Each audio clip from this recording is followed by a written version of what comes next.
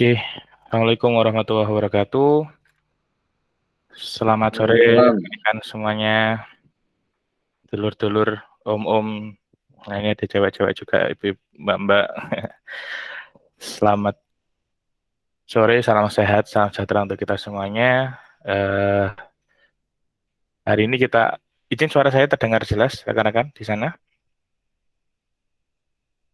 Jelas ya? Jelas, jelas. Siap. Baik, sebelumnya saya menyapa Mas narasumber kali ini, Mas Om Roy.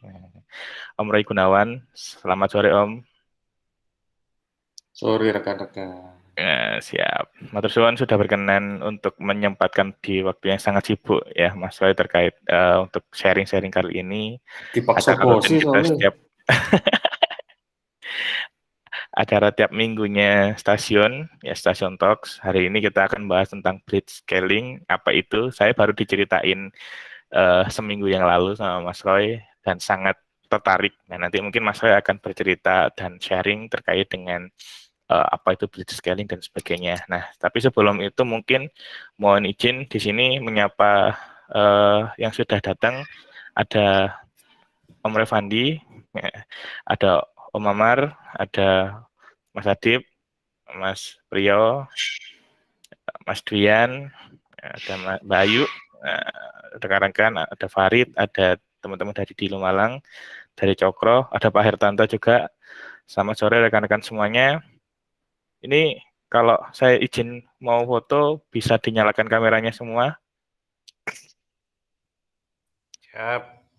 Boleh dinyalakan fotonya. Oh, lagi perjalanan Om Amar. Semoga Nah, sehat-sehat di Cak. selalu. OTW Antuku. Wah. OTW nadi setoran ya berarti. Siap. Izin kalau tidak ada Om Fan, mana Om Fan? Mungkin kalau boleh menyalakan Halo. nyalakan kameranya Om. Biar Waduh, malu dong, saya belum mandi. oh, Lo pikir kita semua yang di sini sudah? Itu sudah ada pertanyaan itu, tolong dijawab itu. Oh iya, iya. siap. Nama Oke, izin. obatnya itu yang ada dolar-dolarnya itu loh. Waduh, siap. Izin saya share screen ya rekan-rekan. Yuk kita foto yuk. 1, 2, 3. Siap. Matur suwun. Oke, boleh dinyalakan, boleh di close, tapi tetap kita dengarkan sharing, kita cermati seksama sharing-sharing dari Om Roy kali ini. Jadi nanti Om Roy akan sedikit memberikan paparan terkait dengan free scaling, terus kemudian kita akan lanjut untuk Q&A ya rekan-rekan, untuk diskusi lebih lanjut. Mungkin kalau nanti di tengah slide presentasi ada pertanyaan mungkin bisa di chat di grup chat ya. Jadi nanti harapannya kita diskusi santai. Baik, untuk itu langsung ke Om Roy. Monggo Om Roy, dipersilakan. Oke, bentar, golek share di sini. Di bawah. Enggak, maksudnya browser. Oh, belum di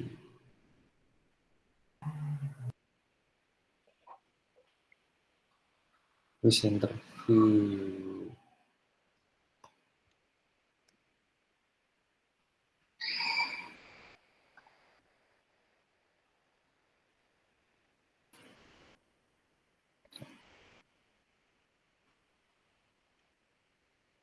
Oke, terus kelihatan ya? Siap, sudah. Oke, selamat sore teman-teman. Jadi ini kemarin minggu lalu aslinya cuman penonton tim hore, terus tiba-tiba ditodong sama suhu yang lagi turun gunung, Mas Fandi, ya kan? Bingung kan mau nge-share apaan? Ya udahlah, terus kepikiran ada Blitzscale. Soalnya dari beberapa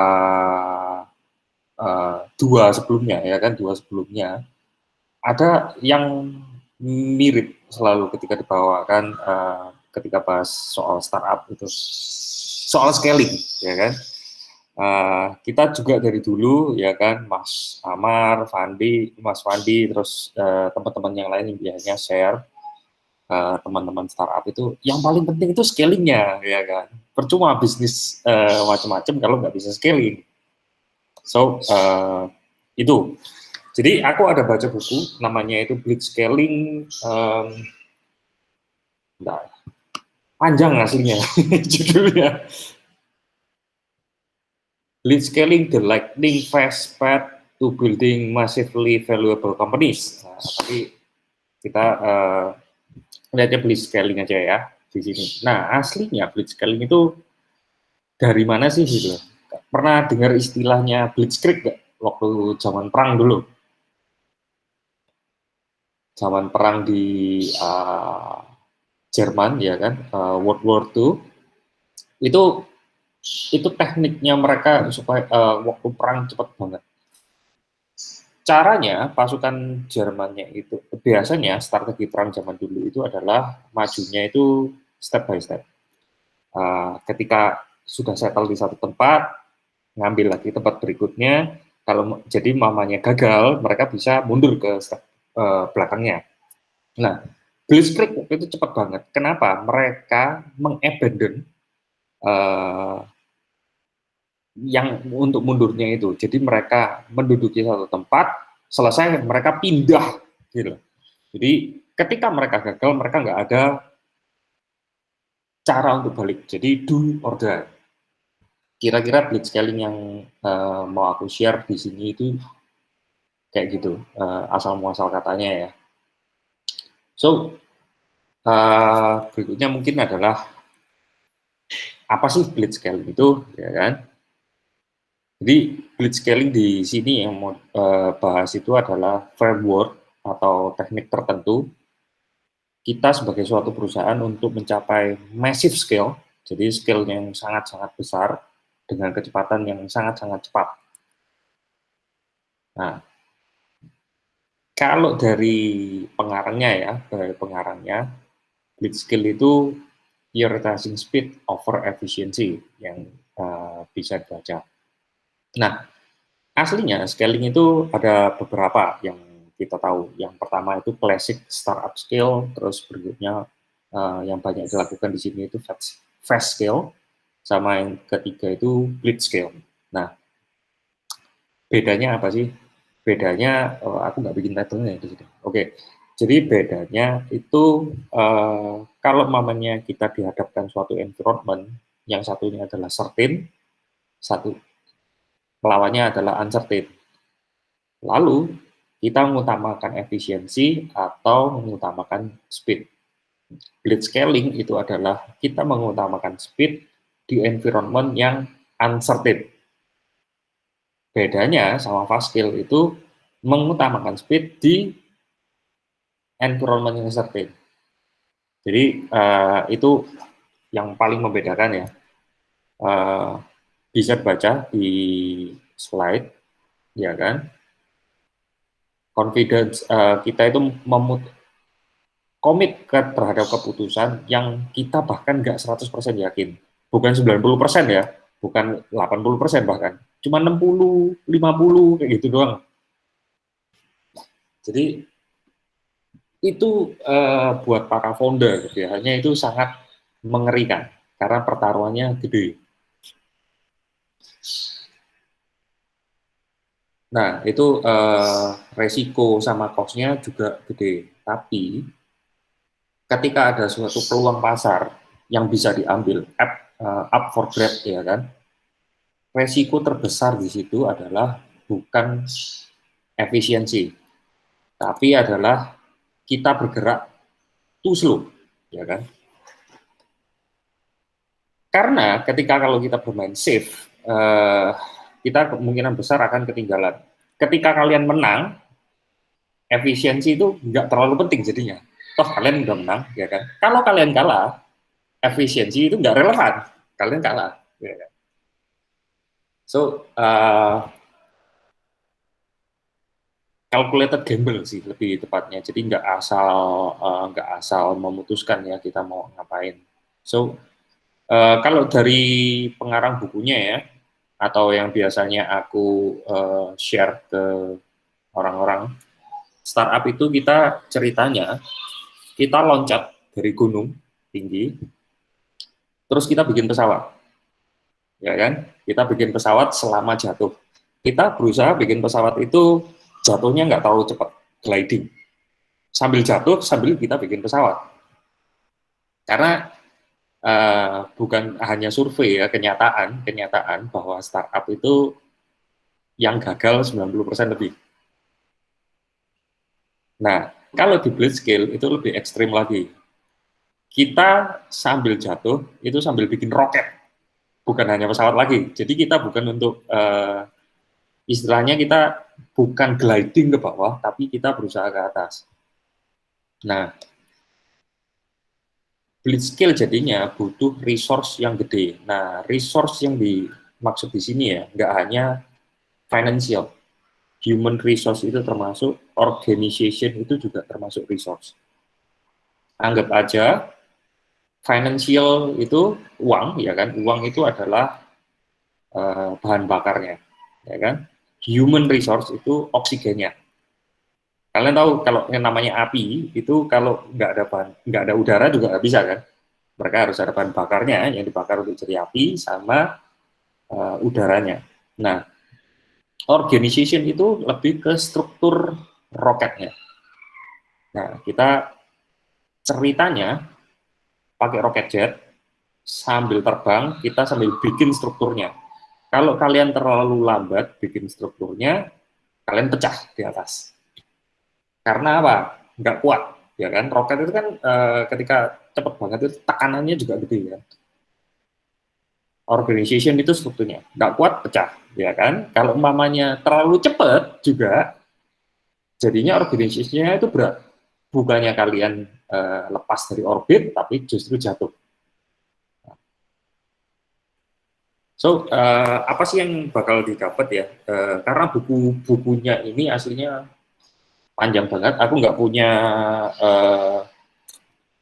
kopi kertasnya, aku nggak punya. Jadi aku adanya di Kindle doang. Jadi digital copy, tapi cukup panjang. Kalau mau bahas satu buku, nggak mungkin cukup lah waktunya ya kan. Jadi aku hanya bahas overview-nya. Aslinya apa sih yang dibahas di bukunya ya? Kalau aku baca-baca setelah selesai, ini sih aslinya cuman startup 101. Cara bikin startup 101 yang ya pada umumnya kita tahu lah, ya kan? Tapi menurutku akhir-akhir ini kita udah banyak melupakan. Jadi kalau kayak sama Mas Amar ya, sama Mas Fandi dulu ya, kita dulu bikin startup itu nggak kayak gini loh. Yang kita pertaruhkan itu gede banget. Aku ingat banget waktu sama stasiun di mana gitu ya, lama banget. Itu ada yang bilang, ada yang tanya gini, Mas, ini saya udah ngerugi 20 juta nih. Gimana terusan lanjut apa enggak? Aku ingat banget Mas Fandi waktu itu jawabnya gini, baru 20 juta kan, belum 200 juta kan? Itu inget banget aku jawab itu karena apa, itu relevan banget dengan kita yang para founder zaman lama ya kan, itu mah biasa banget dengan masihan gitu, kamu belum ngambil resiko tinggi. So walaupun inti bukunya adalah Startup 101, mungkin aku pengen mengingatkan kembali semangatnya startup itu apa, terus juga yang tadi aku bilang ya, framework and key function. Aku akan bahas di sini ada stage-nya dari blitzscaling itu ada 5, sama 3 teknik utamanya dari blitzscaling. So, ini kira-kira stage-nya blitzscaling yang dilihat dari ukuran suatu company.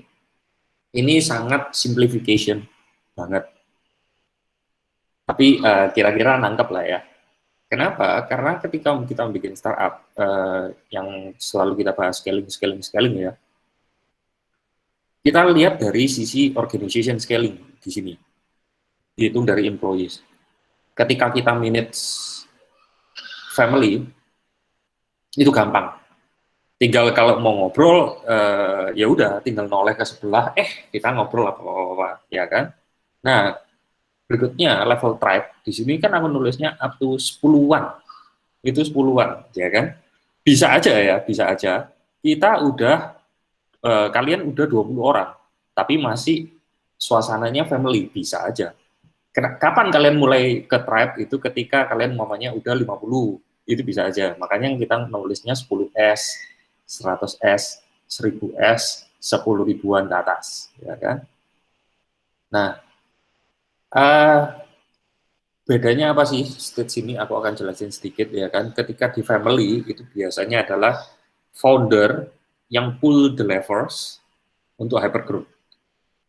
Jadi yang bikin keputusan-keputusan krusial itu biasanya foundernya sendiri. Nah, ketika sudah masuk level tribe, itu adalah ketika foundernya manage people who are pulling the levers. Jadi nggak hanya dianya sendiri, tapi dia udah manage orang-orang yang untuk hypergrowth-nya itu tadi. Di level berikutnya, foundernya desain organisasi untuk pulling that lever. Di level 4, foundernya make high level decision about goal and strategies. Bahkan dia udah nggak mikirin siapa yang pulling levernya, karena udah ada organisasinya sendiri untuk pulling the lever. Yang kelima, ya kan, itu udah gede banget. Justru foundernya mikir caranya untuk mundur dari blitzscaling dan bikin produk baru lagi untuk di blitzscale. Nah, pertanyaanku yang pertama adalah, kalau yang stasiun ya, di tim-tim stasiun di Malang, yang sudah sampai level village, yang employee-nya lebih dari 100, ada berapa sih?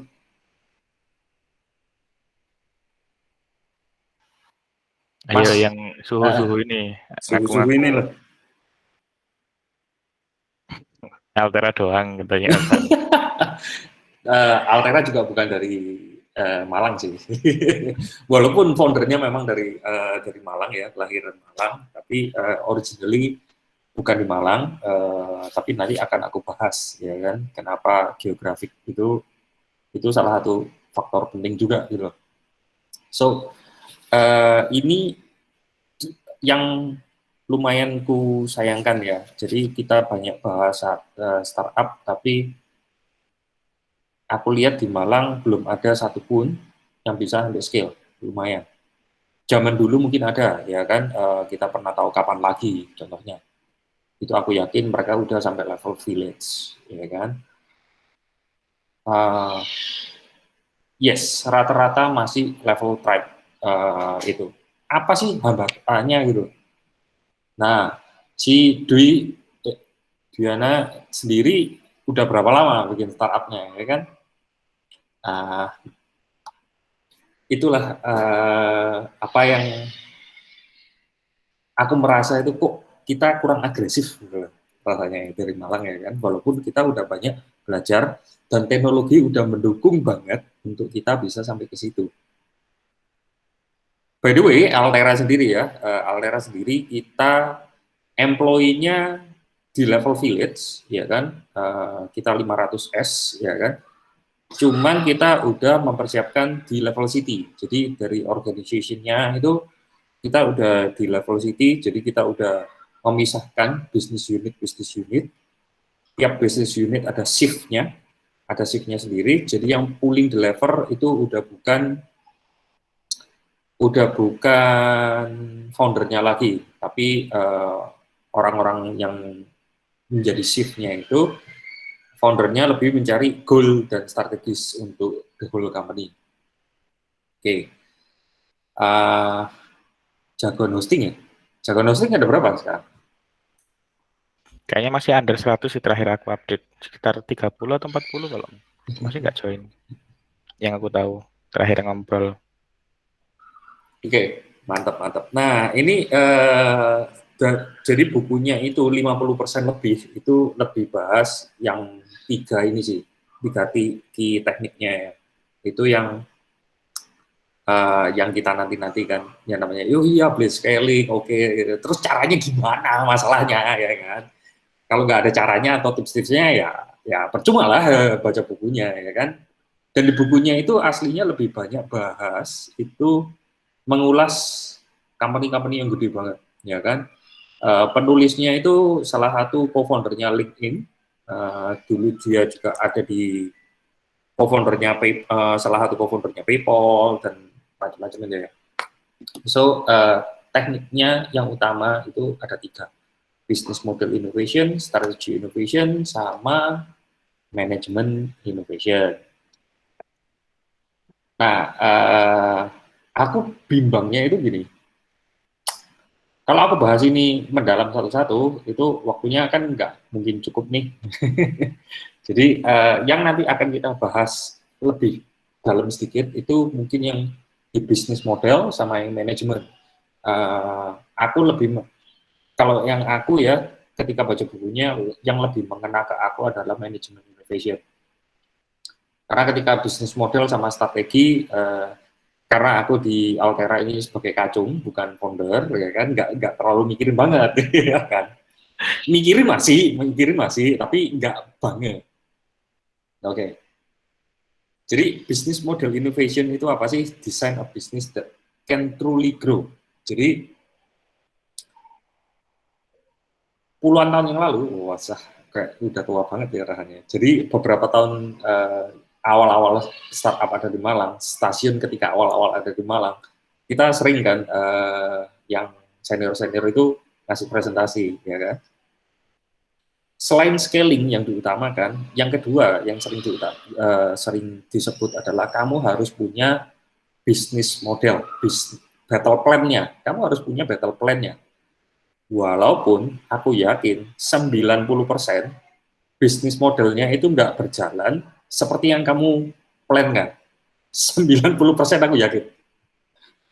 90% nggak jalan. Nah, karena itu perlu innovation di dalamnya. Tapi tetap kalian harus bikin bisnis plan-nya. Ya kan? So, keterangannya bisnis modelnya itu kayak yang tertulis, ya kan? How to generate financial. Jadi ceritanya gimana company lu itu bisa bertumbuh, berkembang, finansialnya gimana, ya kan? Produknya gimana. Nah, mereka bahas yang di bukunya dibahas adalah maximizing 4 growth factor and minimizing 2 growth limiter. Jadi ini adalah 4 growth factors-nya dan 2 limitersnya. Ketika kalian bikin business plan, pikirkan itu yang pertama market size, ya kan? Jadi di market size itu biasanya ada lawannya. Yang pertama, kalau kalian menyasar pasar yang kecil, niche market ya kan biasanya, kalian kemungkinan besar bisa tumbuh sangat cepat. Kenapa? Karena nggak ada saingan, ya kan?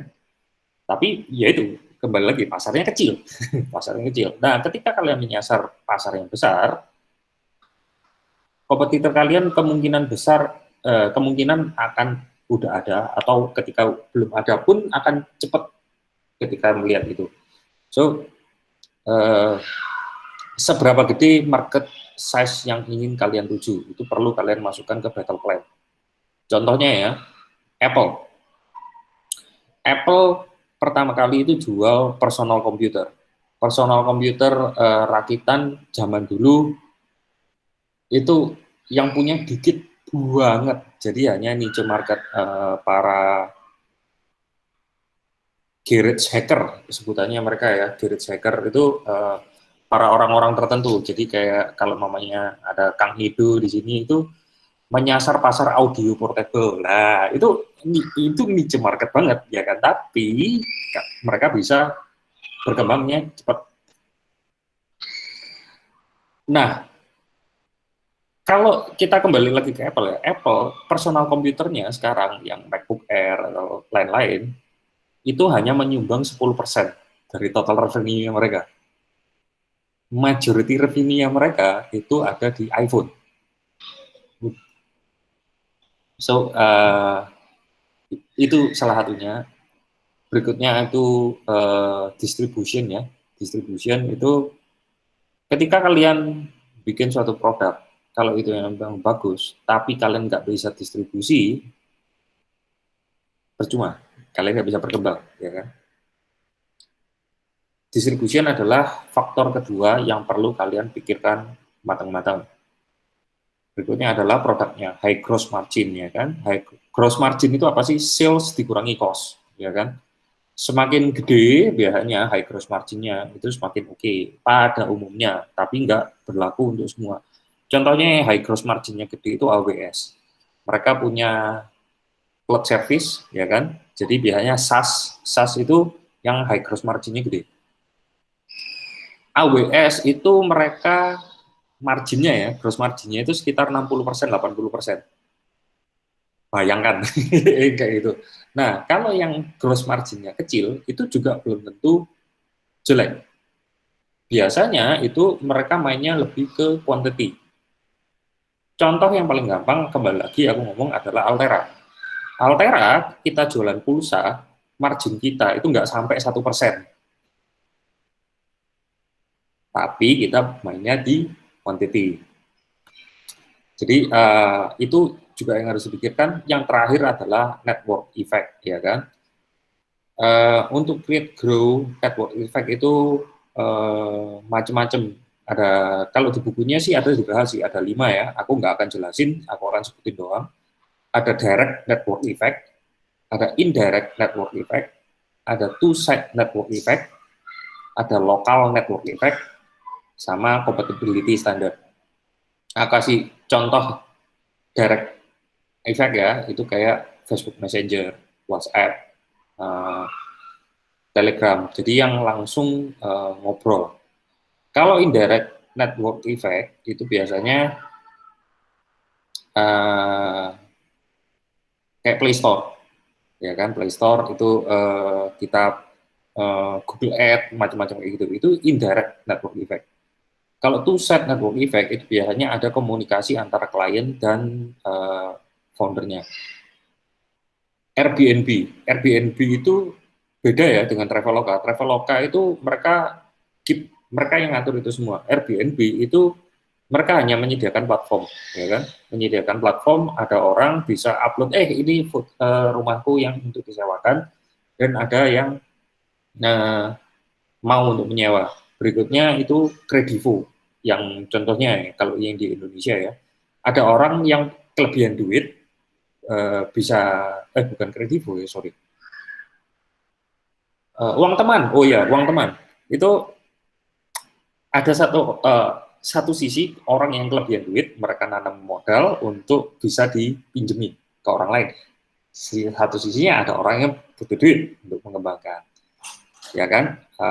Local network effect itu lebih ke contohnya kayak sesama Telkomsel teleponnya gratis, sesama XL teleponnya gratis, itu lokalnya.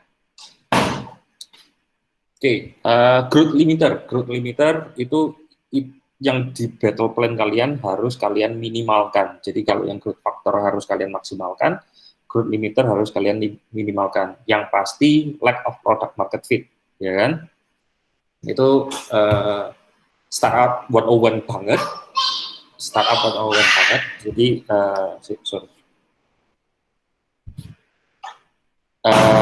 itu sangat mendasar banget. Kalau kalian produknya nggak bisa terima pasar, ya udah pasti nggak bakal jalan, ya kan? Nah, berikutnya itu adalah operational scalability. Jadi, seberapa bisa kalian membuat itu ya jadi skill. Contohnya, di kita Altera waktu 10 dulu, yang kita bayangkan adalah orang-orang jual pulsa dulu manual, ya kan? Pakai SMS itu kan. Itu kalau aku mau jual sampai 10 pulsa dalam sehari, bisa nggak? Bisa. Kalau 100, bisa nggak? Bisa mungkin, tapi tangannya keriting, ya kan? Kalau 1.000 gimana? Oh bisa, kita hire 100 orang, ya kan? Bayarin 100 orang sama margin nggak sampai 1%, nutup nggak sih? Ya kan? Jadinya kita berpindah ke automation. Tapi general rule-nya itu gini, ini quote yang bagus aku baca di mana lupa. Do it manually until it hurts, then do the automation. Itu juga ke product market fit-nya sih biasanya. Jadi kan kalian testing the water dulu biasanya, ya kan? So, kalau yang strategi innovation ini, yaitu tadi, kapan sih harusnya kita blitz scaling, ya kan? Umumnya ketika kita masih di stage 1, yang kita family tadi, kita masih awal-awal, kita belum waktunya untuk blitz scale. Kita biasanya masih mencari product market fit-nya, itu yang enak gimana, ya kan? Masih testing the water. Nah, di sini di bukunya itu disebutkan ada 4 yang bisa menjadi trigger. Oh, ini saatnya kita blitz scale, ya kan? Satu, ada kesempatan gede nih. Kesempatan gede, ini market size-nya gede nih. Belum ada yang tapping. Gross margin-nya gede juga, ya kan? Yang 4 growth factor. Nah, itu saatnya kalian blitz scale. Terus, first scalar advantage. Kalau belum ada sama sekali, dan kalian yang pertama kali, dan skill up pertama kali ya, nggak hanya melakukan yang pertama kali ya, skill up juga, terus achieve critical mass, kalian punya opportunity untuk competitive advantage. Contohnya di sini itu Uber. Uber itu mereka melihat ini ada opportunity gede nih, ya kan, ride sharing. Jadi taksi tambah lama tambah mahal dan sulit. Di New York itu tukang taksinya itu songong-songong kalau sebutannya mereka dulu ya. Yang aku rasain waktu itu juga mereka bahkan bisa nanyain mau kemana, ke sini, enggak deh ya, terlalu murah. Mereka lumayan songong-songong ya. Jadinya Uber melihat opportunity itu dan belum ada, dan mereka pertama kali yang gede se-Amerika di envelope. Nah, berikutnya ketika mereka mau Amerika itu kan states kan, states-nya lumayan banyak. Mereka udah mulai banyak di states. Nah, ketika di salah satu states-nya yang lain yang mereka belum masuk, belum ada yang tiba-tiba ada yang dari lokalan berusaha, oh aku juga mau. Mereka crushing-nya, meng-crush saingannya mereka itu cepat banget. Karena mereka sudah punya competitive advantage, ya kan. Competitive advantage-nya dari teknologinya, dari pasarnya, mereka udah tahu kayak gimana, dan mereka udah punya modalnya. Learning curve-nya, ya kan. Kalau umpamanya kalian yang pertama kali ini nemu cara desain otomatis pakai AI, ya kan, lu mau si customer itu tinggal ngomong, gimmick, aku pengen website yang desainnya kayak gini, terus ada AI bekerja, ya kan, tiba-tiba udah jadi desainnya. Nah, itu kalian pasti, kemungkinan besar kalian pasti akan menang. Jadi ketika kalian sudah satu level di atas teknologi biasanya, ya kan, lalu innovation yang lain kalian ada satu step di atas, itu biasanya menang. Contoh yang paling bagus di sini itu Netflix. Kalian sadar kan kalau yang akhir-akhir ini mulai bergencaran Disney Plus, ya kan? Lalu ada Amazon Prime. Di sini yang langganan Netflix sama Disney Plus siapa? Dua itu doang. Oke. Lalu bandingin experience kalian, perasaan kalian ketika kalian pakai Netflix, terus pakai Disney Plus, itu gimana? Kok ini nggak auto skip ya? Kok nggak auto next episode ya? Tiap kali aku harus manual nih. Nah, itu learning curve yang dimenangkan oleh Netflix. Jadi mereka udah duluan, ya kan, tackling hal itu. Jadi ketika ada kompetitor lainnya, itu bertanya ini kayak jadul banget sih, kayak gitu. Terus yang keempat itu ketika ya itu tadi nggak ada kompetisi ya. Nah ini salah satu yang penting. Di Indonesia kita umumnya itu nyantai banget. Kompetisi itu munculnya sangat belakangan. Di Cina, ketika kalian menemukan sesuatu yang bagus, besoknya itu udah ada 2 yang mencoba meniru kalian. Seminggu kemudian udah ada 10 yang berusaha meniru kalian. Itu kalau ketika ada kompetisi, ya kan, jadi moving fast is a priority, ya kan. Jadi bukan moving secara efisien. Nggak efisien udah nggak relevan banget di sini. Kalian kalah efisien itu nggak relevan. Kalau kalian menang ya efisiensi bisa ditutup nantinya.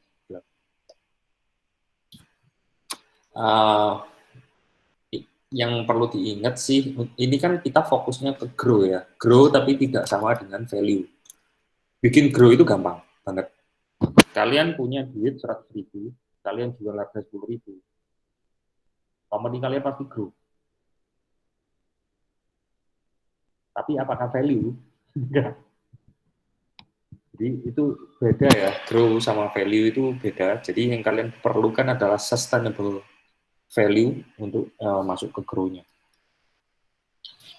Oke, nah ini yang terakhir, yang aku aslinya yang paling mengena di aku ya kan, itu di manajemen innovation. Karena aku merasakan sendiri ketika di Altera, di Altera ketika masih di level family ya, sampai sekarang di level city. Dari buku ini, aku merasa ini sangat mengena banget. Ketika kalian berubah dari satu level ke level lainnya, itu perlu manajemen innovation yang tinggi banget. Karena ketika kalian manage 10 orang, manage 100 orang, manage 1000 orang, itu akan sangat berbeda banget. Ya kan? Jadi ada itu key transition yang kalau yang dibahas ya kan. Yang pertama itu dari small team ke large team. Untuk manage tim kecil sama manage tim besar, bedanya adalah dulu kalian mungkin manage langsung direct report ke kalian, ya kan, dari yang level paling bawah. Ketika udah agak besar, kalian nggak mungkin, bahkan nggak mungkin aku bilang, untuk ngomong ke semua orang yang di level paling bawah. Kalian paling biasanya ngomongnya ke manajernya. Berikutnya adalah skillnya itu yaitu dari generalis ke spesialis. Zaman waktu family dulu, setiap orang, bahkan termasuk foundernya, itu melakukan segala hal. Jadi bahkan foundernya itu dulu, Ananto, itu pernah nge-CS. Jadi melayani keluhan-keluhan customer itu dilayani. Jadi semua orang melakukan segala hal. Tapi ketika kalian berubah, itu pasti nggak bisa kan seperti itu. Dari generalis itu tadi, kalian harus mulai jadi spesialisasi. Berikutnya, yang ketiga itu contributor to managers to executive, ya kan? Ini gimana sih, ya kan? Kalau ketika kalian awal-awal, kalian mungkin nggak perlu formal. Lu mau ngomong ke CEO, langsung aja ngomong, ya kan? Mau ngomong ke foundernya, langsung aja ngomong, gampang. Nantinya ketika udah besar, hubungannya sama yang nomor 1 ya, large team, itu kan nggak bisa. Bisanya ngomongnya ke manajer dulu, dari manajernya nanti mungkin disampaikan. Nah, chain of communication ini itu yang harus dijaga, yang nggak boleh putus. Jadi tetap apapun yang disampaikan di bawah, at least disaring dan disampaikan. Jadi chain of communication-nya itu penting. Seringkali company yang aku lihat hancur karena yang bawah-bawah manajernya survive sih, tapi yang bawah sendiri nggak ada yang survive. Kenapa? Mereka merasa nggak didengarkan suaranya, ya kan? Berikutnya ya dialog loop broadcasting. Jadi yang dulu one on one gampang banget. Kalau udah sampai 100 orang, foundernya mau one on one dengan tiap orang nggak mungkin, ya kan? Jadinya broadcast. Jadi kayak pengumuman biasanya broadcast. Pakai Slack biasanya ya kan, Google Hangout kayak gini juga bisa. Jadi apa ya? Ini yang kurang kurasakan juga biasanya kalau yang startup yang baru adalah soal komunikasi. Manusia itu aslinya adalah makhluk sosial. Mereka nggak bisa berdiri sendiri. Walaupun seintrovert apapun kamu pasti akan butuh bantuan orang lain. Nah, aku cepat juga inspiration to data. Jadi kalau zaman awal-awal kita inspirasi, aku pengen bikin ini. Oke, do it. Ya kan? Lama-lama ketika kalian udah mulai stage-nya, jadi apa yang kalian pertaruhkan semakin gede. Nggak bisa hanya, firasatku mengatakan ini bakal sukses. Itu nggak bisa lagi. Jadi kita harus lihat datanya gimana. Ingat ya, tadi yang Blitzscale itu adalah calculated gamble. Nggak hanya asal gambling, tapi udah ada pertimbangannya. Pertimbangannya dari mana? Dari data. Nah, kalau yang single focus to multi trading itu lebih Google deh. Google contohnya. Google dulu hanya search engine, ya kan? Lama-lama mereka punya Activision, ya kan? Terus ada Gmail. Ketika akuisisi YouTube, mereka punya YouTube. Jadi semakin banyak. Itu kaitannya aslinya sama dengan 5 stage itu tadi ya. Ketika kalian udah di stage 5, yang tadi kan aku bilang justru foundernya menarik mundur dari fase blitzscaling. Kenapa? Karena perusahaan yang bagus, startup yang bagus, itu bentuk scalingnya biasanya letter S. Ya kan? Pertama agak pelan, lalu tiba-tiba tinggi banget. Nah, nanti akan mulai stagnan pelan. Nah, ketika mulai stagnan, foundernya harus cari S-curve yang baru lagi. S-curve yang baru lagi. Jadi nggak bisa lagi single fokus. Pirate to Navy, ya kan? Zaman dulu yang coding 1-2 orang nggak perlu git, hajar aja lah gitu. Deploy to production, wah, caranya Rambo banget. Kalau udah gede kan kalian nggak mungkin tuh deploy to production tanpa QA, tanpa tes, hajar langsung. Itu nggak mungkin. Jadi kalau namanya Navy itu tentara ya, itu kan ada SOP-nya, harus ada cara-caranya. Nah, jadi nggak bisa ke production, harus ke staging dulu, harus udah lolos tes dulu. Dan yang terakhir nih, yang paling utama menurutku itu adalah scaling yourself.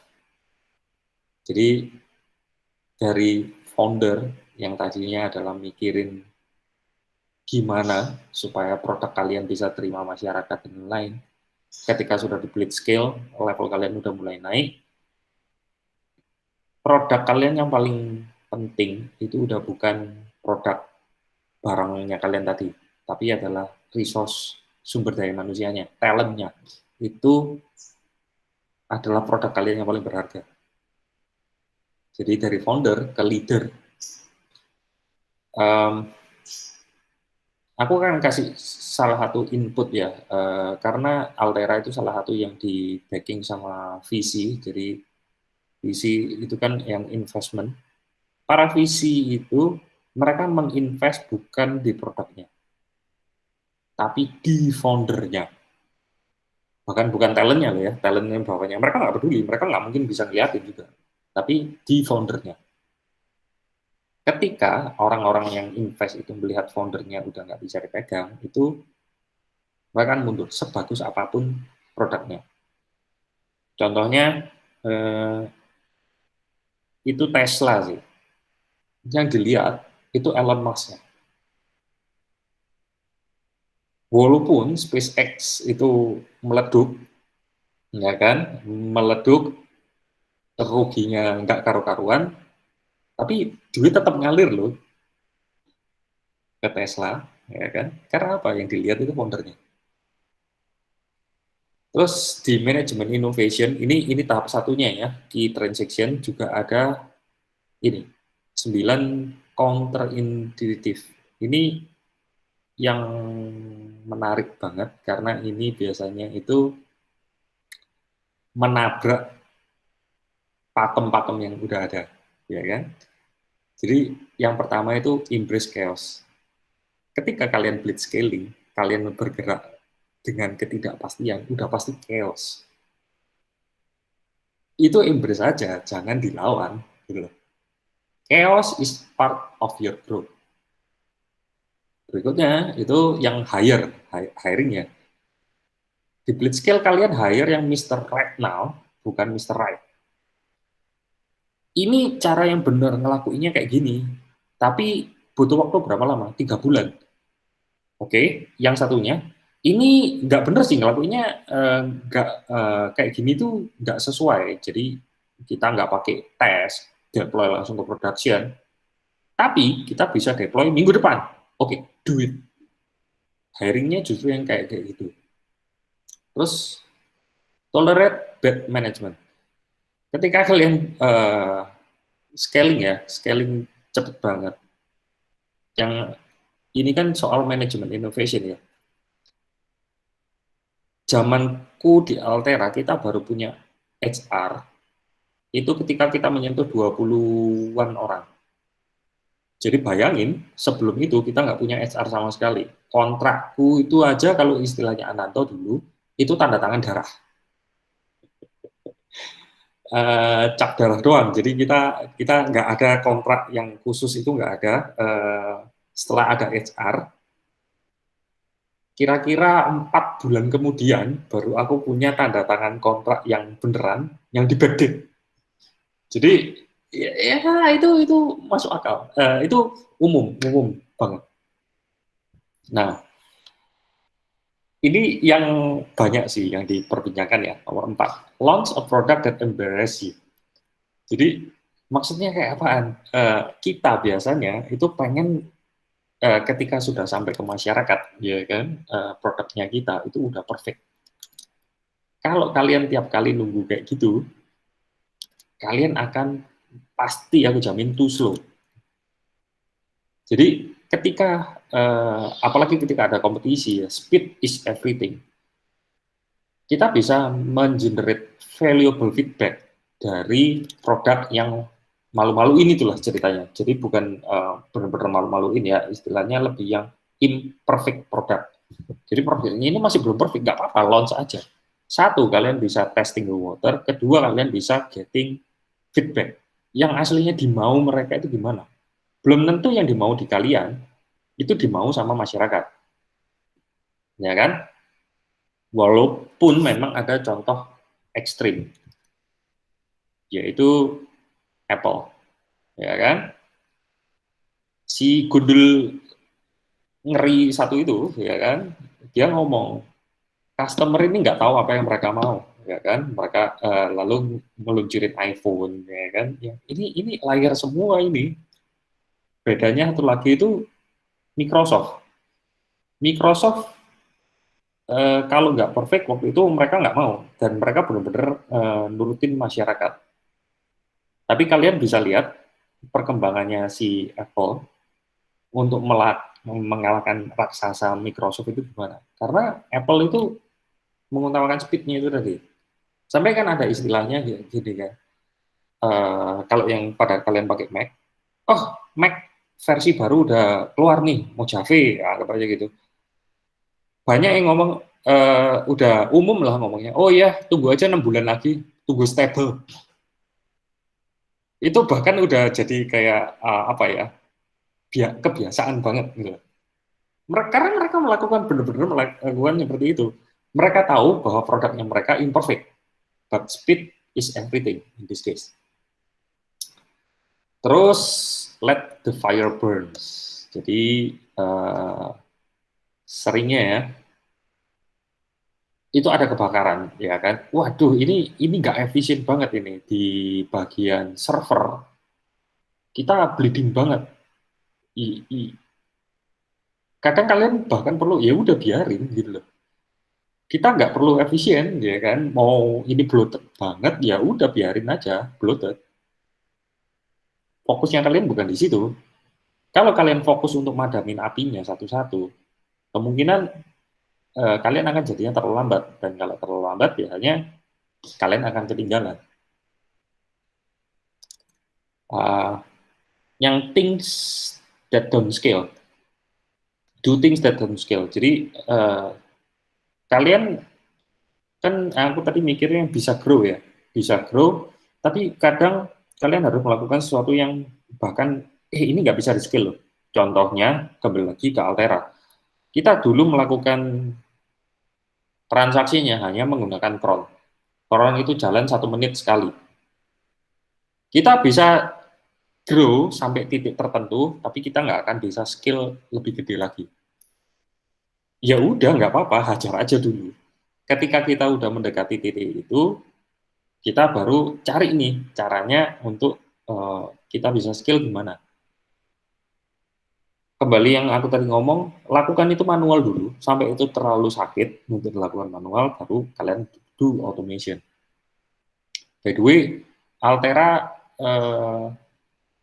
bertahan pakai PHP itu sekitar 3 tahun untuk memproses transaksi yang masif itu dengan kalian tahu sendiri input outputnya PHP itu kayak apa busuknya, ya kan? Kita 3 tahun tuh bertahan pakai itu. It's okay. Ignore your customer. Nah ini yang customer biasanya is a king, ya kan? No, belum tentu, ya kan? Kadang-kadang customernya kalau kayak kita nurutin customer tiap kali itu justru slowing you down. Sama kayak si Apple tadi ya, kadang dia ngomong, customer-nya nggak tahu apa yang mereka mau. So, nggak apa-apa itu jadi bahan pertimbangan, tapi jangan listen to all of them. Kalian nggak perlu men-solve itu semua satu-satu. Terus, itu ya, raise too much money is nggak pernah selalu jadi masalah, ya kan? Pernah ada di sini yang punya masalah karena gue pusing nih, kenapa duit gue kebanyakan? Nggak pernah ada kan? Karena raising too much money is still okay. Artinya kalian bisa lebih agresif lagi. Justru kalau kalian nggak menghabiskan uang kalian dalam waktu cepat itu biasanya kalian nggak agresif enough. Baru yang terakhir, evolve your culture ya. Nah ini berubahnya itu salah satu yang sangat sulit. Contohnya yang sedang aku lakukan di Altera, aku mau ngilangin namanya divisi QA. Divisi Quality Engineer itu mau aku hilangkan. Diganti apa? Diganti automation. Yang harus memastikan programnya jalan atau enggak itu siapa? Software engineer-nya sendiri. Nah, itu untuk beberapa orang QA-nya kita, itu kayak merubah kitab sucinya mereka, merubah culture-nya mereka. Nggak hanya orang QA ya, bahkan SE-nya. Nah, sekarang aku harus bikin quality gate yang untuk kodeku sendiri. Yes. It's not easy. It's not easy. So, yang bahasnya ini udah agak terlalu lama dari yang aku pikirkan. Aku pengennya tadi 1/2 jam. Ini dari Mark ya kan. Move fast and break things. Unless you are breaking stuff, you are not moving fast enough. Ini ketika dia awal-awal Facebook. Walaupun yang terakhir dia melakukan innovation, ya kan? Tadi sekali lagi innovation itu kan perlu. Sekarang dia itu ganti move fast and break things in a safe place. Jadi dulu Facebook itu pernah tuh gara-garanya triggernya adalah salah satu intern nge-upload kode Facebook down 3 jam. Gara-gara ada bug dari kodenya intern itu. Jadinya mereka in a safe place. Jadi mereka ada staging yang benar-benar visualisasi produksinya mereka, cost-nya stagingnya itu juga gila-gilaan, nggak efisien banget, ya kan? Tapi ya mereka tetap melakukan hal itu. Iya sih.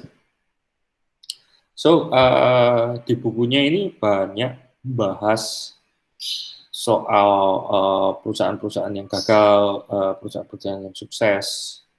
Nokia contohnya, ya kan? Nokia itu ketika peak dia dihargai 99 billion USD. karena mereka nggak mampu melakukan business innovation, adanya Android dan iPhone. Ketika Nokia dibeli oleh Microsoft, harganya 1 billion doang. Dari 99 billion, jadi 1 billion. Dan akhirnya sama Microsoft dijual lagi 350 million. Itu dalam rentang beberapa tahun doang, dari 99 billion jadi 350 million. Strategi yang contoh bisnis lagi itu, ada yang pernah dengar browser Netscape nggak waktu itu? Nggak pernah dengar ya browser Netscape? Nah, bayangin. Jadi browser Netscape itu diulasnya adalah apa sih kesalahannya mereka? Kesalahannya mereka adalah yang mereka anggap produk itu adalah browsernya. Jadi browsernya yang dicepetin. Kompetitor mereka waktu itu Microsoft. Microsoft udah tentu punya keunggulan. Dia tinggal, oh banyak kok yang pakai Windows. Aku input aja Internet Explorer di setiap Windows. Udah pasti langsung scaling, grow-nya gede kan. Nah, Netscape waktu itu tetap ngotot bahwa produknya adalah browsernya.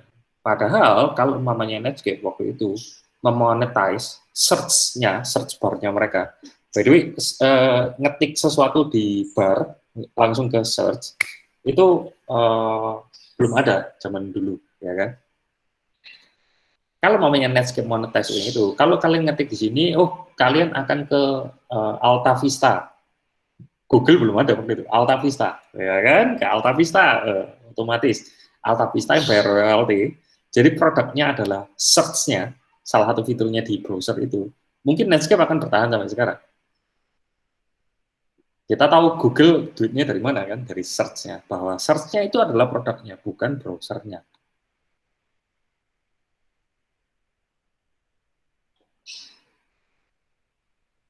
Banyak sih contoh-contoh yang gagal di sini. Jadi Blitzscaling itu pakemnya yang mereka sering ngomong itu adalah juara satu first scaler, ya kan? First scaler yang meledak duluan, hadiahnya itu Ferrari. Juara dua, hadiahnya seperangkat alat makan. Juara, bukan juara ya, juara cuma satu. Ranking 2, ranking 3, hadiahnya kamu dipecat. First scaler pertama kali, produk yang pertama kali keluar sosial itu bukan Facebook, tapi Friendster. Kalau ada yang pernah tahu, ya kan? Friendster, lalu kompetitor keduanya adalah MySpace. Kompetitor ketiganya adalah Facebook. Apa yang membedakan mereka? Waktu itu Friendster udah bikin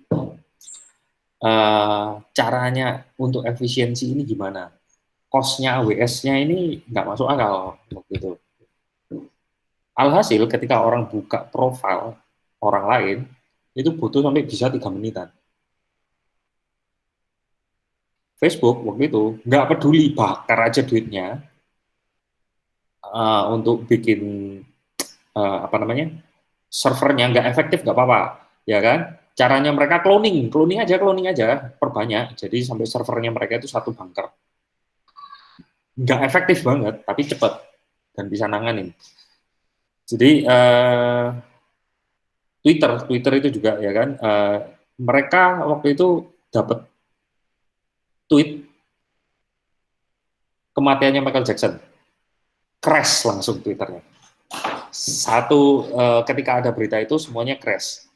Tapi to be fair, nggak hanya Twitter yang crash sih, banyak yang crash waktu kematiannya Michael Jackson itu ya, beritanya itu. Cuman Twitter kalau zaman-zaman first adopter Twitter dulu itu sangat terkenal dengan Blue Whale of Death.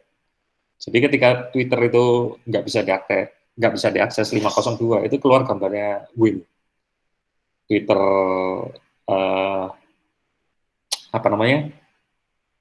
too crowded or something macam itu, sampai mereka inovasi bisa tahun sekian Mereka ngomong the whale is being put to death for good akhirnya. Mereka nggak pernah crash lagi. Itu contoh-contoh scale-nya. So bukunya tebal banget, banyak banget. Jadi mungkin untuk sisa waktunya lebih untuk yang ngobrol aja deh.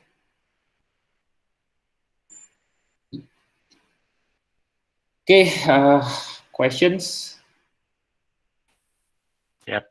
Waduh, keren banget ini. Ini tadi ada yang ngechat Mas Dian. Ini kayak kuliah umum. Ya memang keren banget yang disampaikan sama Mas Roy ya. Bahkan kemarin ketika chat dengan menodong Mas Roy itu, aduh, kayak kita itu kayak kecil banget gitu ya dari ini ya, secara literasi dan sebagainya. Nah mungkin juga tadi juga ada yang aku tangkap, mungkin ada beberapa hal terkait dengan kalau ngomongin scaling itu fundamentalnya ada business innovation, ada strategic, ada manajemen, terus tadi ada kalau istilahnya pembagian kasta ya, bukan kasta sih, kayak model family, tribes, dan village, cities, dan sebagainya gitu ya. Dan mungkin ada beberapa tadi yang disampaikan Mas Roy, apa yang harus dilakukan dan apa yang tidak boleh dilakukan atau mungkin bisa jadi perubahan yang signifikan. Nah itu sangat keren banget. Mungkin sebelum saya nanya, ini ada pertanyaan. Mungkin teman-teman juga kalau ada yang nanya boleh raise hand ya. Ini mungkin saya bacakan dari Mas Farid Himam. Jika sebuah startup hanya memiliki dana atau tabungan yang terbatas, apakah startup tersebut mustahil melakukan business scaling? Karena kemungkinan besar risiko untuk startup tersebut gagal sangat besar. Kalau ini ngomongin tentang mungkin nggak terlalu banyak funding atau dana yang dimiliki, apakah tetap bisa melakukan bridge scaling? Moga Mas Roy. Ya, nggak mungkin. Jadi bridge scaling ini tadi mereka akan butuh dana yang bahkan lebih gede daripada startup pada umumnya. Kenapa? Karena mereka welcome risk and cost itu tadi ya. Jadi bahkan dana yang harus dipersiapkan itu harus ada spare-nya. Ketika rencana yang kalian lakukan gagal, kalian masih bisa melakukan hal yang lain untuk recovery-nya.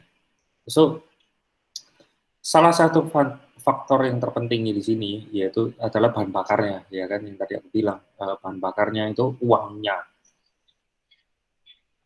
Gimana carinya itu supaya kita bisa generate? Kalau mamanya kalian punya dana terbatas, tabungannya kalian terbatas, ya kalian harus mengeliminasi hal itu, ya kan? Ada golden triangle. Golden triangle-nya adalah kamu pilih cost, kamu pilih speed, ya kan? Atau kalian pilih apa ya satunya itu?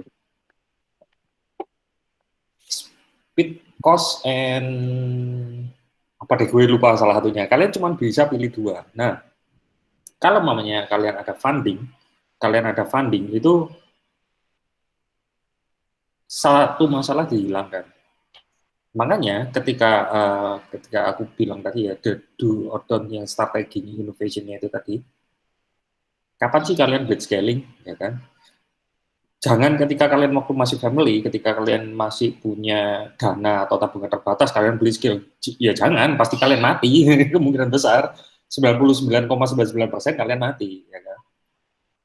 Jadi kalian harus udah dapat fundingnya itu dulu, cari fundingnya. Jadi ini menurutku ya yang membedain dulu kita founder-founder zaman lama itu jarang banget kita bisa dapat seed funding.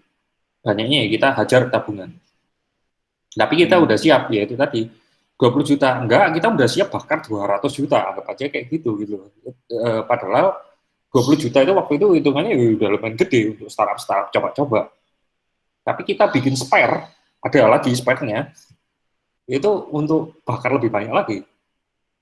Jadi menurutku startup zaman dulu itu benar-benar nerapin bridge scale bahkan sebelum ada teorinya. Ya kan?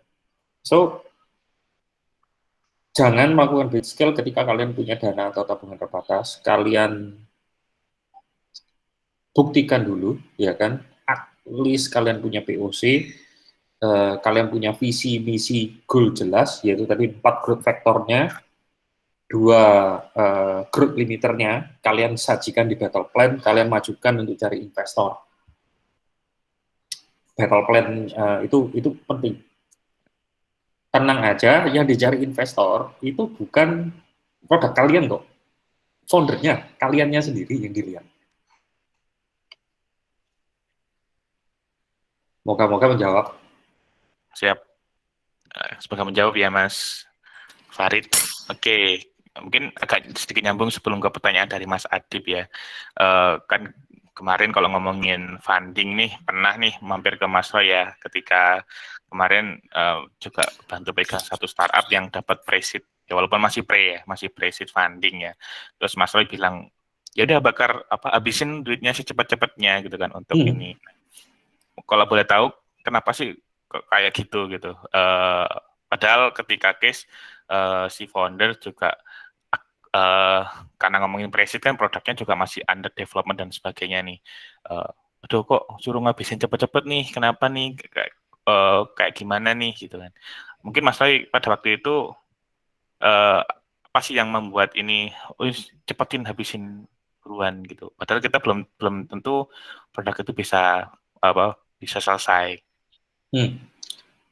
Pertanyaanku berikutnya adalah, mungkin aku akan counter dengan pertanyaan lagi ya. Kenapa kalian nggak mau ngabisin itu cepat-cepat? Ya mungkin masih ada keraguan-keraguan. Kita dapat, mungkin kita juga mungkin secara prinsip belum banyak pada waktu itu belum banyak tahu tentang funding seperti apa dan sebagainya gitu ya. Terus ketika ini masih perhitungan, loh kok suruh ngabisin cepet-cepet nih malahan. Yang awalnya kita dalam waktu 1 tahun, ya 6 bulan Mas Roy kan bilang 6 bulan harus habis nih, ini kayak gini dan sebagainya. Seperti itu. Iya, funding itu macam-macam ya. Minggu lalu udah dibahas sama Om Refandi, ya kan. Funding itu ada yang bentuknya itu utang, ya kan. Ada angel investor yang ya memang untuk kalian habisin. Jadi kalian lihat dulu fundingnya itu modelnya kayak apa. Yang kalian harus usahakan itu pastinya yaitu kapan kalian berusaha cepat-cepat ngabisin itu ketika kalian udah dapat angel investor yang seed funding tadi yang tanpa kalian punya ikatan, kalian nggak punya tanggung jawab. Nah, ketika kalian udah dapat kayak gitu, yaitu pertanyaanku adalah apa sih yang menahan kalian untuk menghabiskan itu cepat-cepat? Kalau jawabannya tadi itu, ya kan kita nggak tahu ini, nggak pasti ini bisa jalan apa enggak. Nah, kalian tahunya itu pasti apa enggaknya gimana? Kalau nggak kalian cobain? Betul sih, benar. Ya udah, hajar aja. Jadi menurutku, kenapa aku mau ngabisin cepat-cepat ya? Karena most of the time, speed itu yang paling penting. First scaler itu yang paling penting, ya kan? Kayak Uber itu contohnya, ya kan? Ketika Amazon deh, Amazon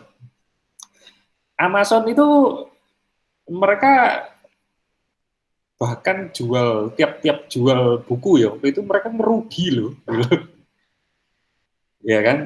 Tapi mereka punya konsep, mereka punya perhitungan, mereka punya ambisi. Sampai titik manakah mereka bisa nggak melakukan hal itu? Mereka udah punya bisnis modelnya. Nah, kalau kalian sudah punya bisnis innovation-nya tadi, bisnis model innovation yang aku sebutkan, aku tahu ketika kita mencapai sekian, itu kita nggak perlu lagi melakukan hal ini, kita bisa survive. Nah, untuk mencapai ke situnya, dikejar terus-terusan. Siapa ya yang pernah ditanyain ya? Lupa. Si Gojek deh, kalau nggak salah si Gojek. Waktu itu kan ada pertanyaan, ditanyain ya, kalian tiap kali ada ride, itu kalian rugi loh. Kalian promo, ya kan? Mau sampai kapan? Menurut perhitunganku, company-ku ini akan survive ketika pendapatanku BEP di 400 juta dolar per day. Anggap aja kayak gitu. Nah, aku punya perhitungan, ketika kalau promonya ini ku matiin, ya kan, penurunan customerku 60%. Nah, tadi kan ada 400 juta nih, aku bisa surplus dengan 400 juta. Turun 60%, oke, berarti aku harus cepat-cepat dapat 1 miliar toh. 1 M customer, ya kan, 1 M customer ketika promonya aku matiin sisa 40%. I still survive. Nah, ketika kalian udah ada battle plan-nya, jelas, nggak ada alasan kok untuk nahan duitnya itu. Seed funding hajar, habisin, ya kan. Dalam 6 bulan harus habis.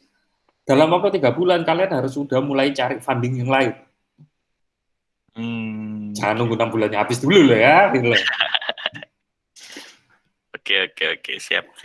Oke, thank you Mas Roy. Nah, ya mungkin masih ya, kalau kata Mas Faris di chat ini sungkan gitu ya, masih hitung-hitungan waduh segitu ya mungkin tapi kalau mindsetnya tadi seperti yang disampaikan Mas Roy ya memang harus segera di ini ya karena memang untuk pengembangan produk juga gitu.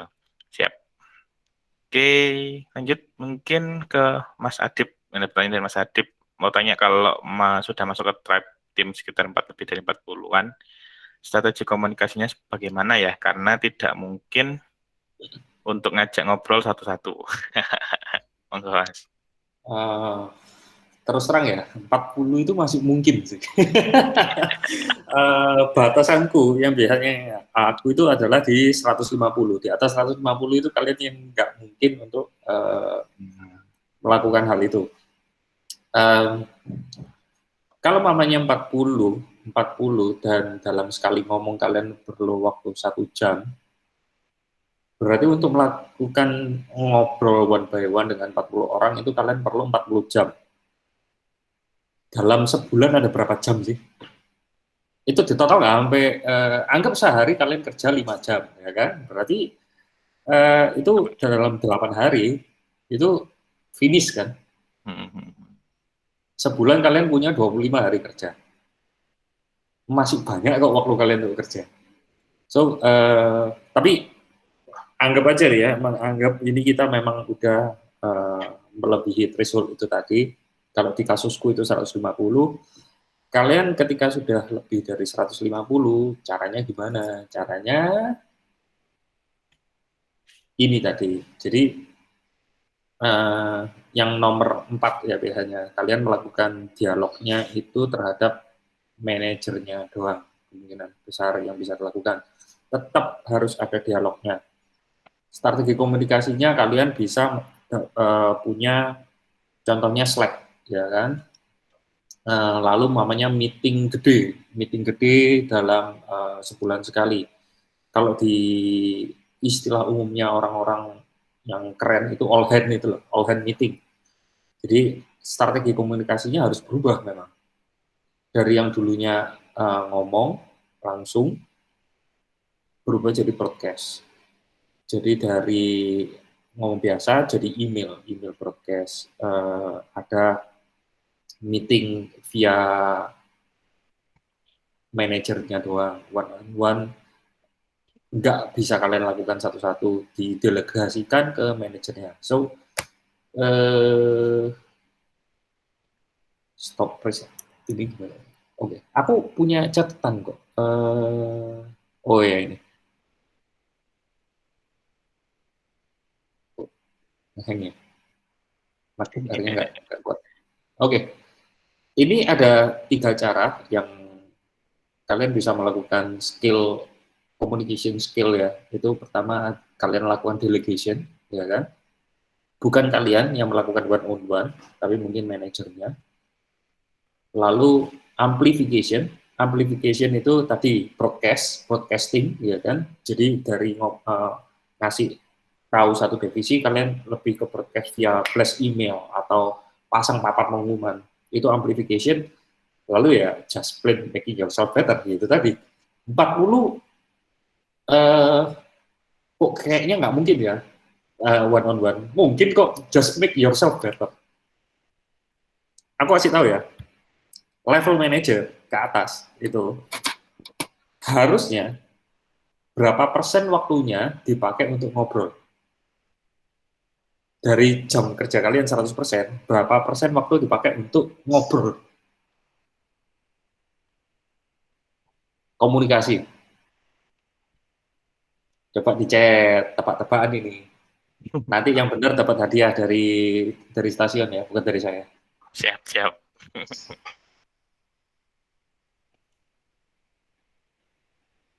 Berapa Mas Fikar menurutmu? Sorry Mas, tadi internetku terputus. Gimana pertanyaannya? Di level manager. Aku langsung tadi nangkepnya dapat hadiah dari stasiun. Oke, siap. Level manager ke atas ya, dari 100% jam kerjanya kalian. Berapa persen waktu yang harusnya kalian habiskan untuk ngobrol, untuk komunikasi, one on one ke atau apa, ya kan, ngobrol ke tim-tim. Menurutmu berapa persen? Sebagai manajemen ya, SK manajemen, 70%. Close, 80%. Nah itu Mas Adit benar. Nah iya, 80%. Jadi kalau dalam sehari kamu kerja 5 jam aja ya, aku ngomong anggap aja sehari kamu kerja 5 jam, dalam seminggu kamu kerja 5 hari, 25 jam kan berarti, kamu cuma perlu waktu 2 minggu untuk ngobrol one on one dengan segitu banyak orang, dan masih ada waktu luang. Ada masalah tambahan masalahnya. Ya, gimana? Masalahnya sambil punya perusahaan game. Apa? Sambil ngerjain game, bikin game. Nah, yang game itu masih banyak acara hands on. Kalau yang di app sama web itu udah menjadi CEO yang baik dan benar lah. sudah tidak terlalu chief of everything. Cuman yaitu karena agak ya dibilang serakah tapi kok enak gitu. Bikin 2, jadi yang satu itu tadi udah dilakukan sih, broadcast, terus meeting dengan PM, terus komunikasinya lewat PM, itu sudah. Cuman bagaimanapun juga rasanya beda. Ketika dulu waktu masih level family ketemu langsung, ngobrol, bisa tahu, oh ada masalah ini, bisa tangkap gitu. Begitu sudah ada perantaranya, itu sudah nggak kesampaikan lagi gitu. Jadi nggak bisa, bondingnya itu kurang. Oke. Itu tapi sudah dilakukan. Kalau broadcast terus didelegasikan itu sudah sih. Ini pertanyaan yang bagus, karena ini sangat-sangat umum sekali terjadi di ketika perusahaan berubah dari level dari antara stage itu tadi ya, terutama yaitu tadi dari tribe ke village. Itu yang paling nggak enak. Pertanyaanku mungkin gini jadinya, sekali lagi aku balasnya pakai pertanyaan kan, nggak enak komunikasinya gitu loh. Terus drawback-nya apa sih kalau nggak enak komunikasinya ke yang paling bawah? Nggak ada sih. Nah, iya. secara itu ya kayaknya baik-baik saja semua gitu. Cuman jadi agak tanda tanya, ini kok baik-baik saja semua ya? Kok yes. Kan biasanya kan paling nggak tahu, oh ada yang ini lagi, ada masalah ini ada masalah ini. Ya cuma ngerasa aja, tapi secara performa nggak ada sih. Exactly. Jadi itu ya. Kalau kalian sudah melakukan delegation, amplification itu dengan baik, itu harusnya itu nggak ada. Yang nggak enak itu aslinya perasaannya kita doang, which is sangat-sangat normal untuk dirasakan. Jadi setiap perubahan stage dari 5 stage itu tadi, tiap kali itu nggak enak banget. Makanya yang nomor 1 itu embrace aja chaos-nya. Itu chaos, ya kan? Duh, perasaanku nggak enak, tapi nggak apa-apa, baik-baik aja, chaos kan itu. Ya udah, itu embrace aja. Itu memang ya itu. That's part of the journey. Iya. Ya, makasih sudah. Banyaknya itu sih, seringkali ya. Jadi kayak tadi, oh kenapa kita harus ngabisin duitnya? Kenapa enggak, ya kan? ini nggak enak nih, nggak bisa komunikasi sama bawah. Oke, terus efeknya apa nggak enaknya selain diri merasa nggak enak? Nggak ada sih, ya udah gitu. Kayak takut ya, soalnya sebetulnya gini, beberapa kali itu dengar ada satu tim gitu biasanya, terus tiba-tiba bubar. Ya. Jadi ada yang grogoti dari bawah, terus tiba-tiba itu, padahal kan SDM itu nomor 1. Jadi kalau dulu itu kelihatan.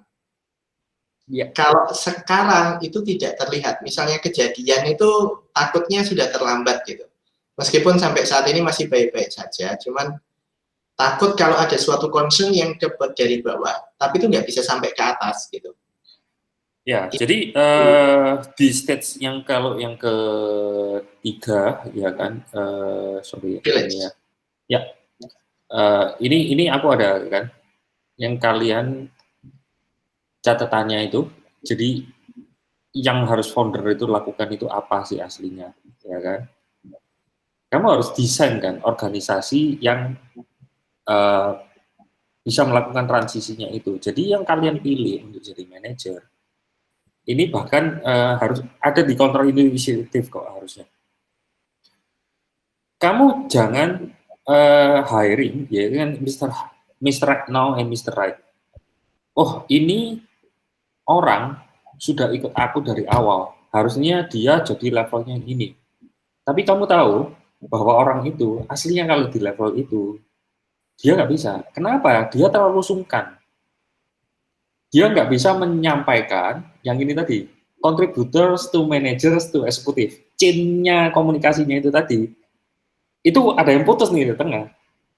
Ya kan? Itu salah satu sebabnya itu, makanya nggak tersampaikan kan ya bahwa.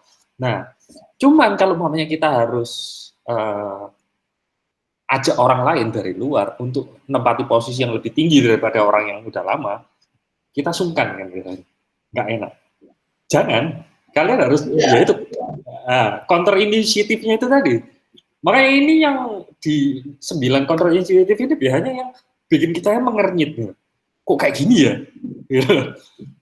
Kalian nggak bisa mempertahankan yang Mr. Right karena orang itu ada levelnya tersendiri. Menurutku ya, aku sebagai leader, aku akan merasa bersalah banget ketika aku menempatkan orang tidak di posisi yang tepat. Ya kan? Orang ini yang dia udah ikut aku lama banget, ya kan dari awal. Tapi dia nggak jadi level manager, mentok dia tim lead. Ya nggak apa-apa.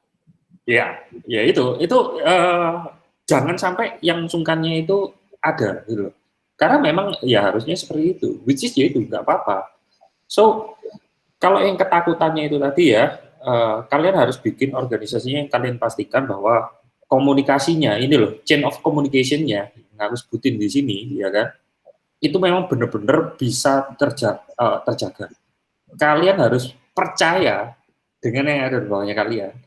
Percaya bahwa mereka bisa menyaring pendapat yang dari bawahnya mereka lagi dan berani menyampaikan ke dirimu. Ya, itu harus ditekankan ke mereka. That's the key. Sudah sih itu kemarin sudah. Cuman ya itu perasaan yang nggak enak padahal ya nggak apa-apa gitu. Itu tapi ya berarti memang nggak apa-apa. Itu banyak sih yang merasa itu ya. Jadi lack of confidence ketika kita dulunya control everything with our hand, ya kan? Nah, terus kita harus melepaskan itu, kita takut karena satu, kita masih berarti kalian masih kurang percaya, ya kan? Bukan hanya kurang percaya sama bawahan, kalian juga kurang percaya diri. Kurang percaya diri bahwa aku sudah memilih orang-orang yang tepat. Masuk akal. Nah, itu pernah terjadi. Jadi ada salah satu yang ikut under aku ya. Sebelumnya dia di bawahnya manajer yang lain. Selama 3 tahun dia kurang berkembang. Karena itu tadi justru karena dipegangin. Ketika kalau tipe managingku ya, itu bahkan lu mau ngapain terserah lu. Sama. Ya. Nah, yang kayak gitu. Terus akhirnya itu kayak ceritanya kerannya itu aku bener-bener buka dalam 1 tahun growth-nya dia ini based on dianya sendiri, bukan dari gue ya, jadi bukan aku memuji diri sendiri, dari dianya dan dari learning and development. Itu orang L&D di Altera yang bukan HR ya, bagiannya dari HR, tapi lebih tanggung jawabnya untuk perkembangan talent ya kan. Itu dia perkembangan dalam 1 tahun ini ngalahin 3 tahun itu. So be confident of yourself, karena yang dirimu bilang sama yang dirimu rasakan itu benar-benar berlawanan. Oh iya kok, aku udah kok ngasih kayak gini-gini. Terus apa lagi yang bikin gak enak itu apa gitu?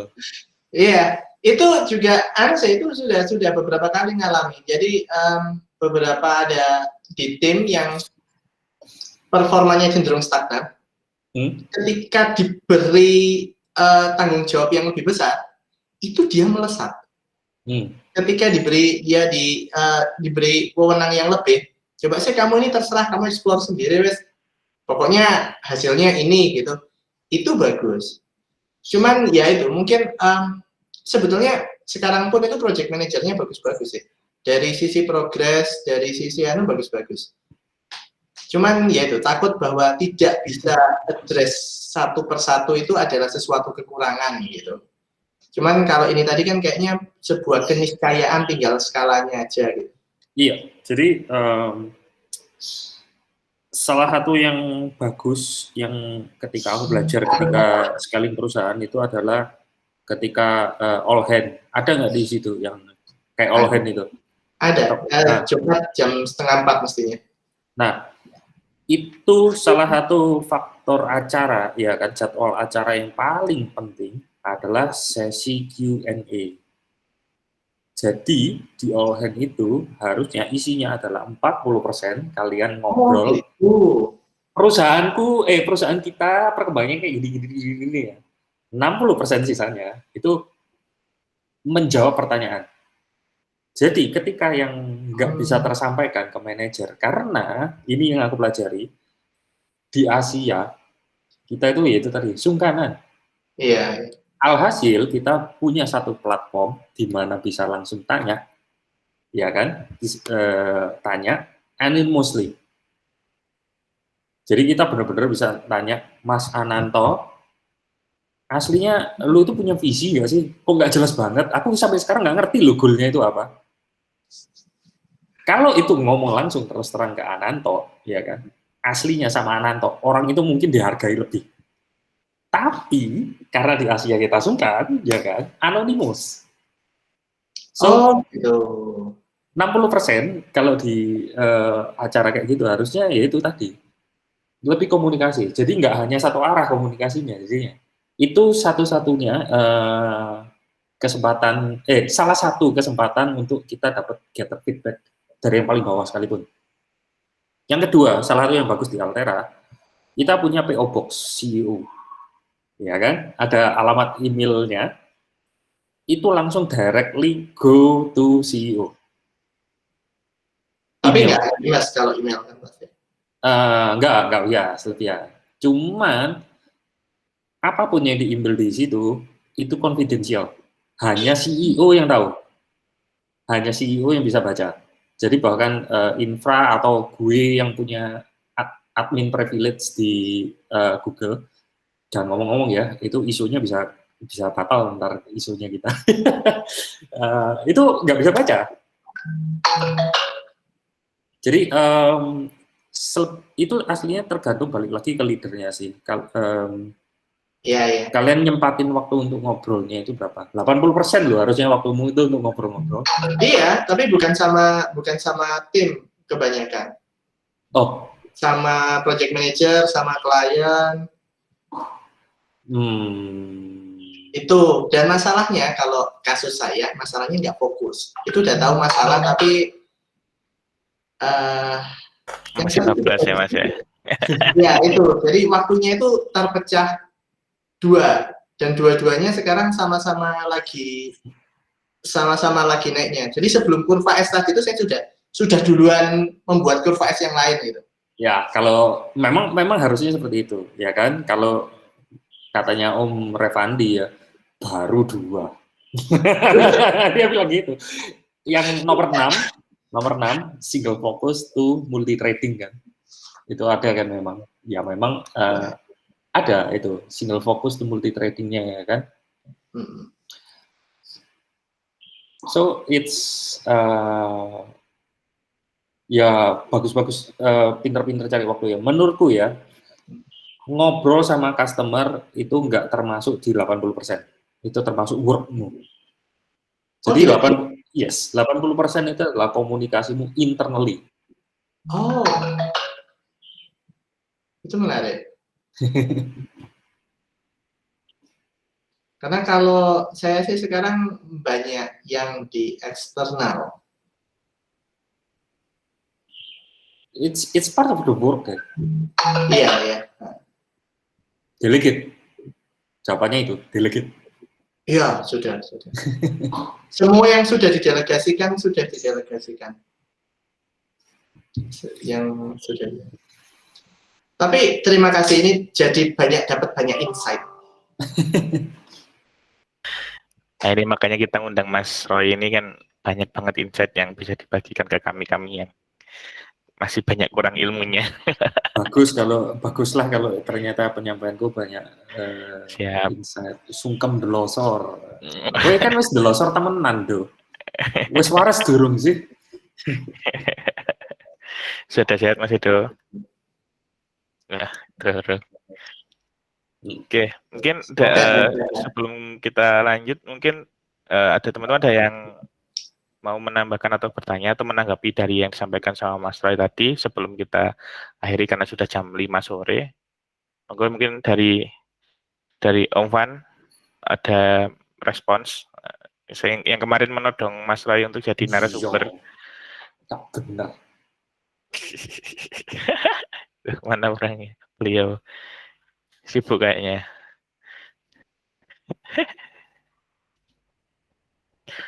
Oke, sambil atau mungkin dari teman-teman yang lain mungkin monggo dipersilahkan kalau ada yang mau disampaikan, ditanyakan, didiskusikan. Sebenarnya aku ada pertanyaan satu sih, semoga tidak terlalu lama juga sih Mas Roy. Next bahas HR, oke siap. Kalau ngomongin gini, Loh, lanjut sampai jam itu, Rek. Waduh. Kopi ini. Wah ini. Siap. Kalau kadang ngobrol enak ini malah sampai lama ini. Padahal materi kuliah loh cari ini. Nah ini. Bosen nih. Ini aku waktu kuliah turu.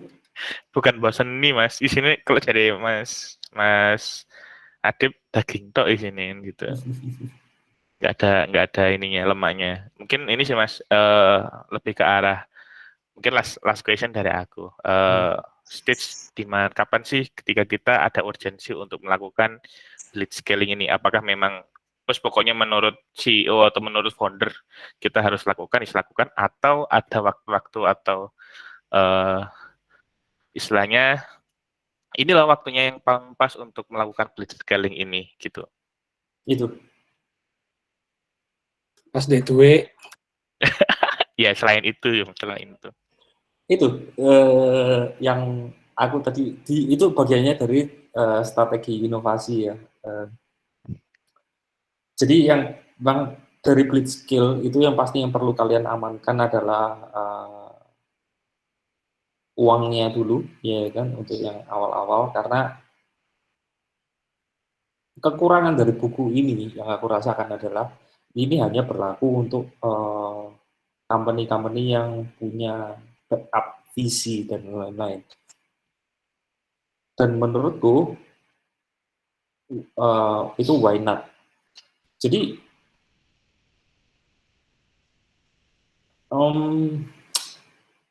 ada satu lagi unek-unek yang kurasakan dari founder startup zaman now dengan waktu kita awal-awal Revandi sama Mas Awar.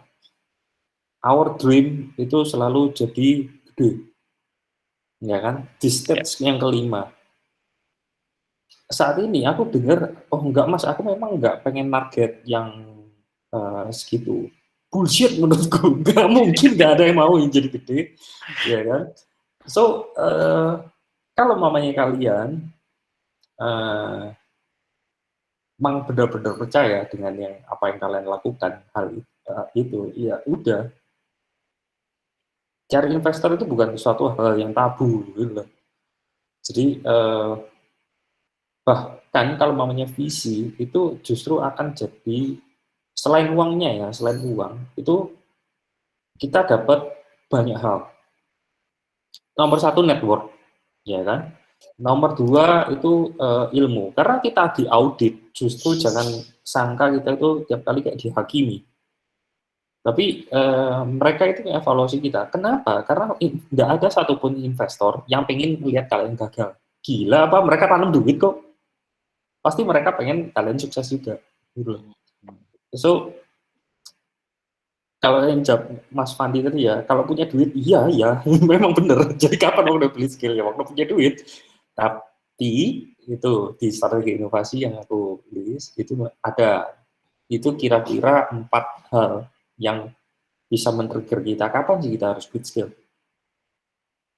Kalau mamanya scaling biasa, ya dari awal kalian harus scaling. Cuman di environment yang kalian sustain. Harus fast scale. Ya. Jangan mikirin efisiensi deh. Justru kalau kalian udah mikirin, kapan kalian mikirin efisiensi? Kapan kalian nggak harus blitz skill ya? Kapan kalian stop blitz skill? Mungkin ku balik kayak gitu. Ketika kalian sudah menemukan certain, jadi ini bisnisnya udah pasti, dan kalian nggak perlu lagi mengejar speed. Kalian cuma perlu mengefisiensikan. Kasus di Altera, kita udah cukup jauh dari kompetitor, ya kan? Kita start duluan jauh, kita udah punya learning curve di teknologinya, dan lain itu saat ini kita setelah 6 tahun, kita baru mikirin gimana supaya efisien, itu masuk. OKR-nya kita sekarang adalah efisiensi, gitu loh. Karena kita udah tahu pasarnya, dan lain-lain, dan kita udah ninggalin jauh. So, that time. Jadi sebelumnya ya kalian harus beli scale. Siap. Oke. Aduh, ini yang jadi PR untuk ini ya, mempersiapkan juga sih. Matur suwun Mas Roy. Saya rasa sangat daging sekali hari ini, sangat daging sekali.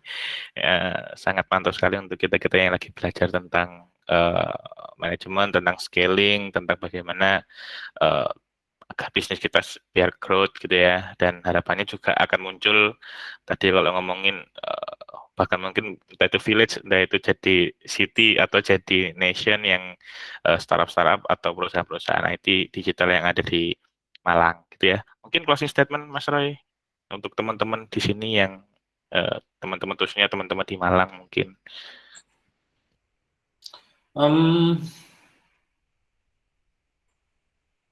Aku memang bahas blitz skill, tapi aku closing statementnya adalah mau mengingatkan bahwa blitz skill ini is not for everyone, ya kan? Belum tentu semua orang itu berani, karena aku ngomong kalau namanya startup, bikin startup itu 90% gagal, blitz skill 99,99% kalian akan gagal. Jadi kalau kalian nggak punya persiapan yang bagus, bukan punya confidence ya, tapi punya persiapan, kalian nggak punya persiapan yang bagus, jangan. Jadi anggap kalian founder pertama kali, kalian mau blitz scale, aku sarankan jangan. So blitz scale is not for everyone. Blitz scale is just one of the scaling method, ya kan? Kemungkinan kalian fast scaling aja udah cukup, ya kan? Jadi kalian mengejar yang certain, tapi kalian mengutamakan speed. But I still want to give you this untuk ngasih perspektif ya, gimana Netflix, gimana Uber, gimana Amazon dan lain-lain, mereka yang gede-gede Facebook itu sukses. Sometimes itu diperlukan. Contoh yang paling sangat relevan, apalagi hubungannya sama roket, itu adalah kompetisi keluar angkasa yang barusan. Iya kan? Kenapa si Virgin Atlantic, Richard itu majuin jadwalnya? Karena ya ada yang namanya first advantage. Cepet-cepetan tercatat di sejarah, ya kan? Itu sangat relevan sekali contohnya. Virgin Atlantic versus Josh, ya kan, dari Amazon, dan Elon Musk dari SpaceX, ya kan. 3 orang cepet-cepetan. Okay. I think that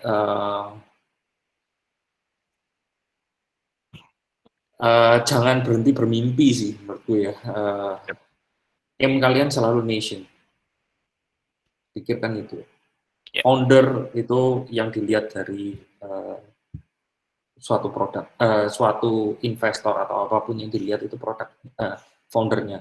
Bukan Facebooknya tapi Mark Zuckerberg-nya, ya kan? Bukan Amazon-nya tapi keputusan yang diambil oleh Jeff. Bukan Tesla-nya tapi Elon Musk-nya.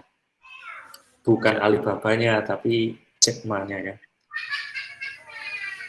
Siap, gitu, siap. Kan? Siap, keren banget. Matur suwun Mas Roy atas sharing-sharingnya hari ini. Tadi juga closing statement-nya keren banget. Ya, semoga bermanfaat untuk kita semuanya. Matur suwun Mas Roy, matur suwun. Mohon maaf mengganggu waktunya. Semoga bermanfaat. Saya rasa ini sangat bermanfaat sih untuk kita semuanya. Jadi harapannya akan muncul teman-teman yang ada di stage village, stage city, atau mungkin stage nation yang tadi yang disampaikan untuk bisa jadi super power yang ada di Malang. Gitu ya. Matur suwun Mas Roy, matur suwun teman-teman yang sudah hadir. Insya Allah minggu depan kita akan agendakan untuk diskusi lagi. Semoga apa yang kita lakukan sudah bermanfaat. Matur suwun semuanya. Mohon maaf apabila banyak kekurangan. Ya, matur suwun sekali lagi Mas Roy. Matur suwun yang sudah hadir. Ada Mas Adib, Umpan, Mas Rio, dan teman-teman yang lain. Izin kami akhiri ya diskusi hari ini. Terima kasih. Assalamualaikum warahmatullahi wabarakatuh. Waalaikumsalam guys. Waalaikumsalam warahmatullahi wabarakatuh.